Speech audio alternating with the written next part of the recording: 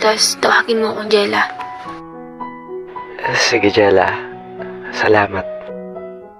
Umabot kami ng halos 3 buwan na naglalaro. At isang beses hindi niya pa ako natalo. Naging mag-close na din kami magkaibigan. Halos ako lang din yung kinakausap niya sa school namin. At siya lang din yung naging kaibigan ko. Ano ba yan? Kahit anong pilit ko, di kita matalo. Nakakairita. Galit ka sa akin? Oo, galit ako sa'yo. Pero, bakit kinakaibigan mo ako? Bakit? Masama ba? Galit ka sa akin, di ba? Bale, kaaway mo ako. Hindi naman ako galit sa pagkatao mo. Nagalit ako dahil hindi kita matalo.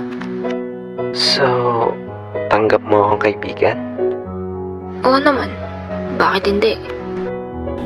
Yun din yung kauna-una may tumawag sa akin ng kaibigan. At hindi ko na-expect na yung sabi nila na pinakamaganda pa sa school namin yung naging kaibigan ko. Pero makalipas ng 1 linggo, may nangyari. Hindi niya na ako pinuntahan sa classroom. Nagtaka ako nun dahil akala ko nagsawa na siya kakalaro sa akin.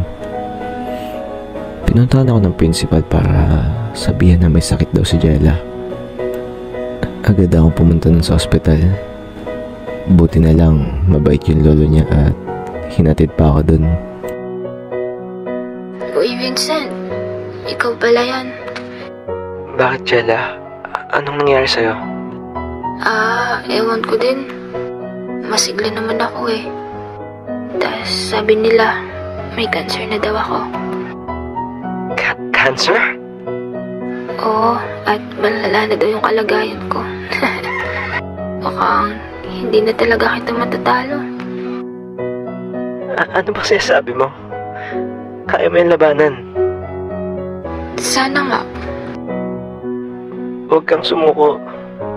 Kung ako nga nabuhay ako ng walang mata. Ikaw pa kayang buong katawan. Kaya mo yan. Sige, tatry ko. Nga pala,